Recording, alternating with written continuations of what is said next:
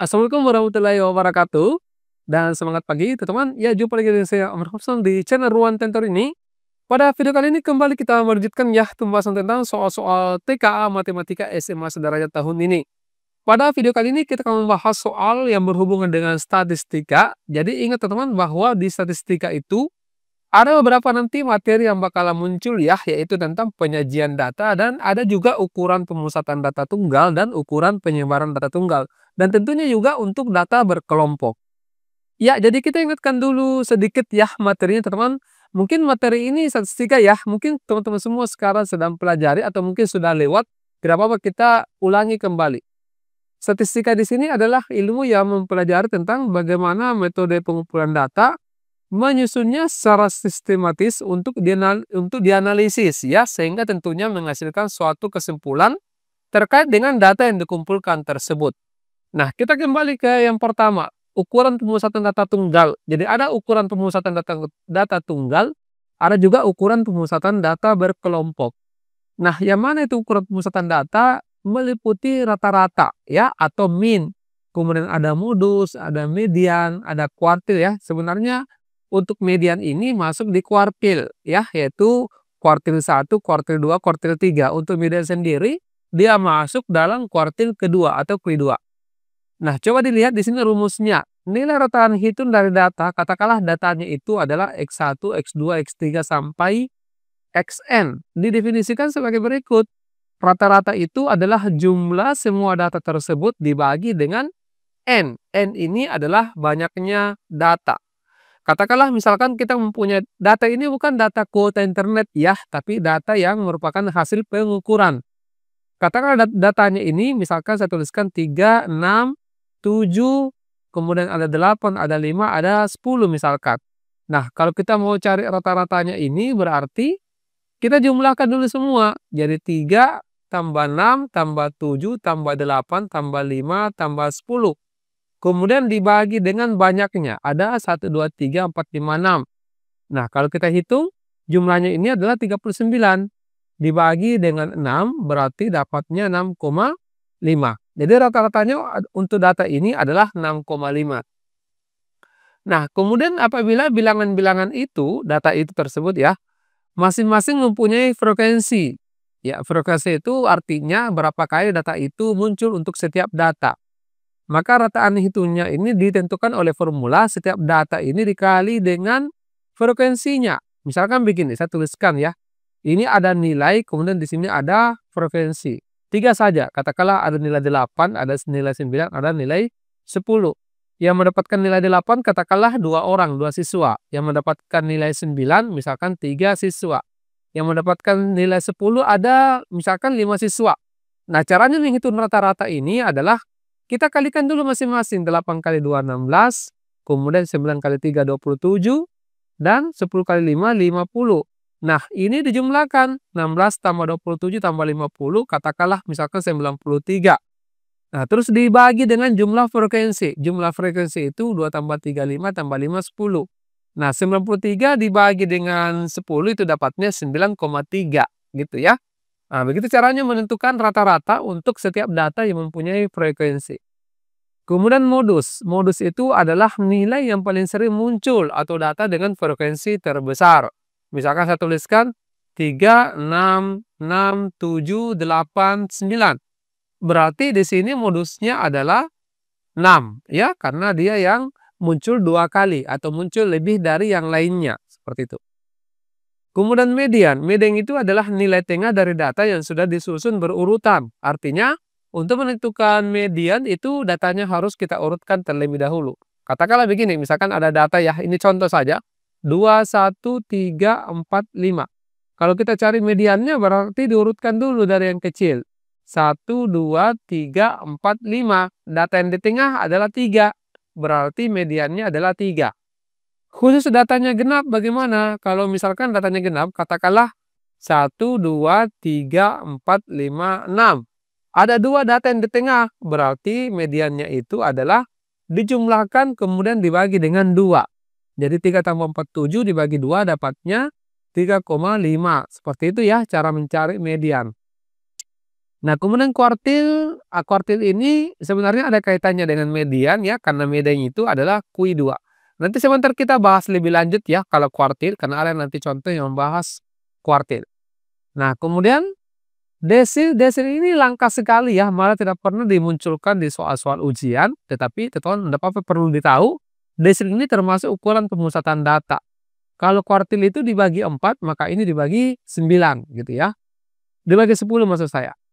Oke, nah untuk ukuran pemusatan data berkelompok kertahan itu seperti ini rumusnya ya. X1 dikali dengan masing-masing frekuensinya. Kemudian modus, nanti kita perhatikan di latihan soal ya. Kalau misalkan hanya sekedar melihat rumus, biasanya memang belum paham. Biasanya paham kalau langsung diperhatikan dalam pengerjaan soal. Modusnya seperti ini, nanti teman-teman boleh catat. Kemudian untuk menentukan kuartil, rumusnya seperti ini juga ya.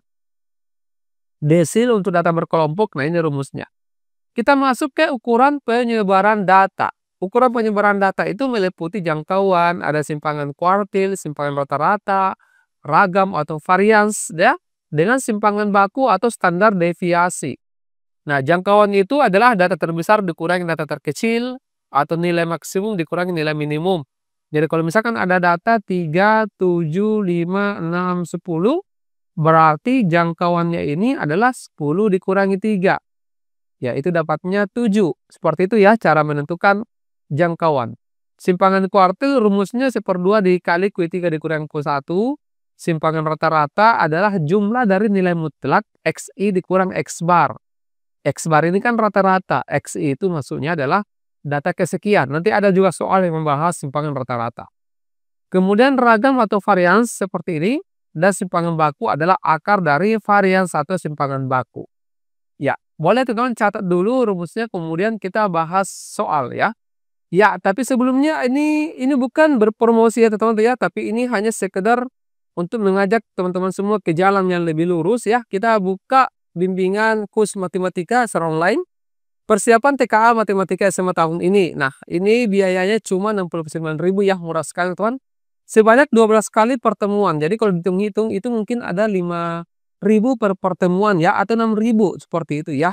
6.000 ini per pertemuan, saya kira ini bukan lebih mahal uang jajannya teman-teman semua ya.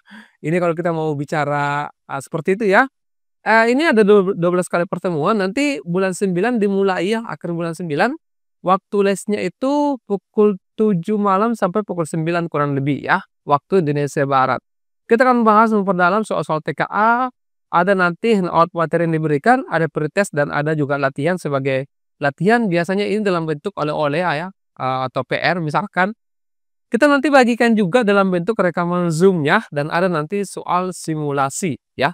Oke, teman-teman yang berminat boleh menghubungi nomor yang ada di sini atau link pendaftarannya ada di sini ya. Teman-teman boleh akses. Oke, kita bahas nomor satu. Ya, kita langsung bahas dulu untuk yang nomor ini ya teman-teman ya.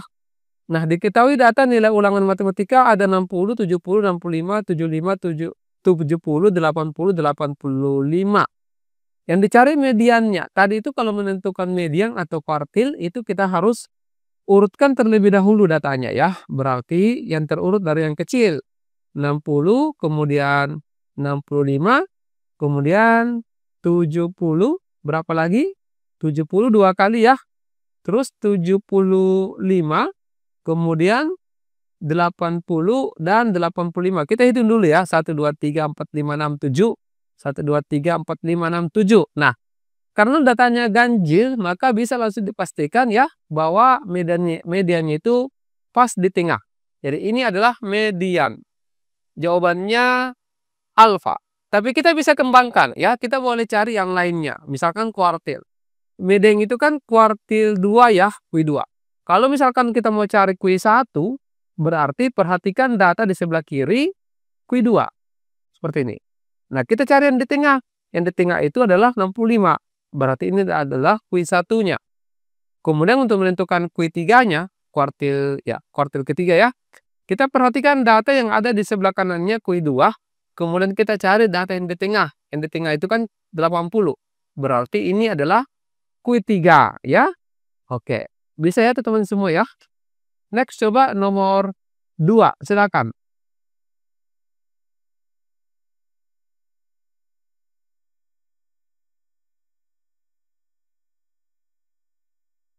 Ya, nilai ujian 40 siswa memiliki distribusi seperti tabel di samping. Rata-rata nilai ujiannya ini adalah berapa? Nah, tadi itu kan ada rumus setiap nilai mempunyai frekuensi. Berarti kita harus cari dulu jumlah hasil kalinya masing-masing seperti ini, ya.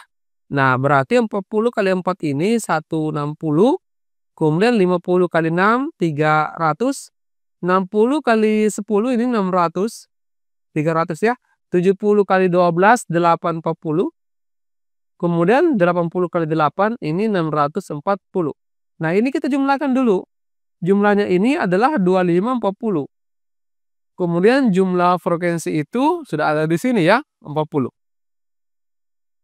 Nah, sekarang berarti rumusnya rata-rata di sini adalah jumlah ini 2540 dibagi dengan 40. Nolnya bisa dicoret, berarti tinggal 254 dibagi 4 dapatnya 63,5. Jawabannya alfa. Ya, bisa ya. Next nomor 3. Coba diperhatikan dulu.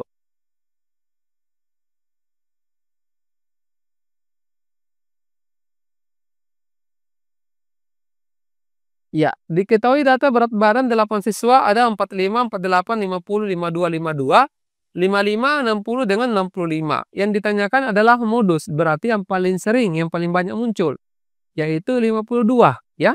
Berarti jawabannya Charlie. Oke, ini mudah ya kalau misalkan modus. Coba nomor 4 diperhatikan dulu.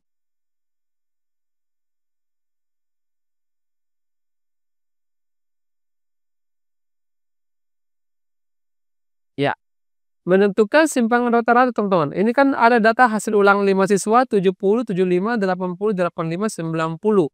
Simpangan rata-rata apapun itu, apakah simpangan rata-rata atau simpangan baku, kecuali simpangan kuartil ya. Kalau menentukan simpangan rata-rata atau simpangan baku, maka yang pertama yang dicari terlebih dahulu adalah kita cari dulu rata-ratanya, begitu. Jadi kalau kita mau cari rata-ratanya ini berarti dijumlahkan semuanya ya. 70 ditambah dengan 75 ditambah dengan 80 tambah 85 tambah 90. Dibagi dengan banyaknya 1, 2, 3, 4, 5. Nah, ini kalau kita jumlahkan dapatnya 400 dibagi dengan 5. Berarti 400 bagi 5, 8, 80 ya. Nah, kemudian rumusnya simpangan rata-rata itu kan tadi SR ya, adalah jumlah dari nilai mutlak setiap data dikurangi dengan X bar per 2.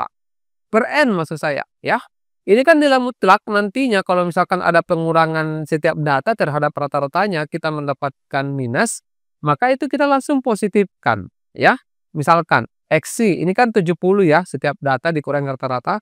70 dikurangi 80 berarti min 10. Saya langsung tulis hasilnya sini. Kemudian 75 dikurangi 80 itu minus 5, tapi kita tulis 5. 80 dikurangi 80, 0. Tambah. Ini dijumlah ya, karena kan sigma. 85 dikurangi 80, 5. Ditambah 90 dikurangi 80 itu 10. Nah, kemudian dibagi dengan N. N itu adalah banyaknya data, ada 5. Nah, berarti tinggal dijumlahkan 10 tambah ini 30 ya hasilnya. 30 per 5 dapatnya adalah 6. Jawabannya bravo. Ya, bisa dipahami ya teman-teman. Next coba nomor 5, silakan.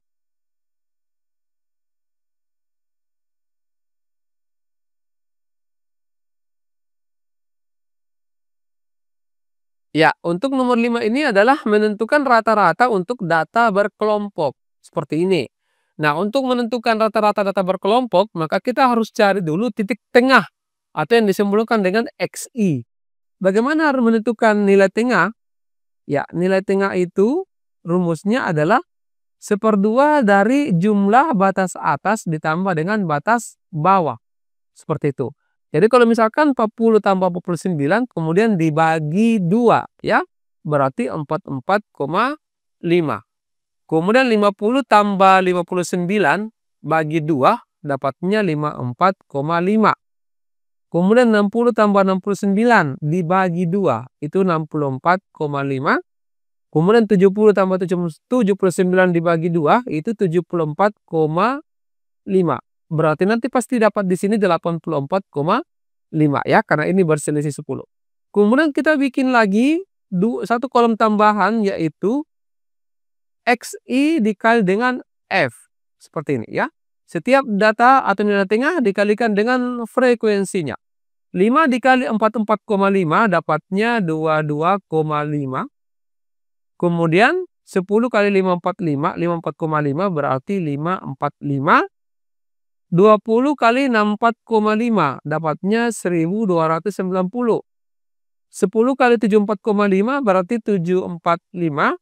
Dan 5 kali 84,5 dapatnya 422,5. Nah, sekarang kita jumlahkan. Kita jumlahkan ini XI dikali F. Jumlahnya ini adalah 3225 ya. Oke. Nanti dibagi dengan jumlah frekuensi. Jumlah frekuensi ini adalah ini 30 ya, 40 berarti 50. Nah, sudah.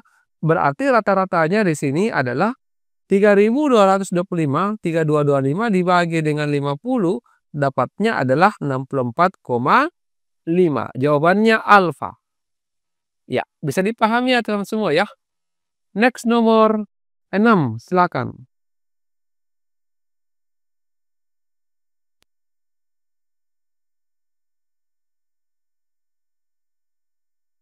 Ya, oke. Untuk nomor 6 ini seperti biasa kita jadikan sebagai oleh-oleh ya. Nanti coba-coba teman-teman semua kerjakan, didiskusikan dengan rekan-rekannya. Dan kalau misalkan berkenan boleh dikirimkan jawabannya di bagian komentar di bawah video ini. Oke, saya kira demikian dulu ya untuk sementara. Kita akhiri. Wassalamualaikum warahmatullahi wabarakatuh. Dan semangat pagi.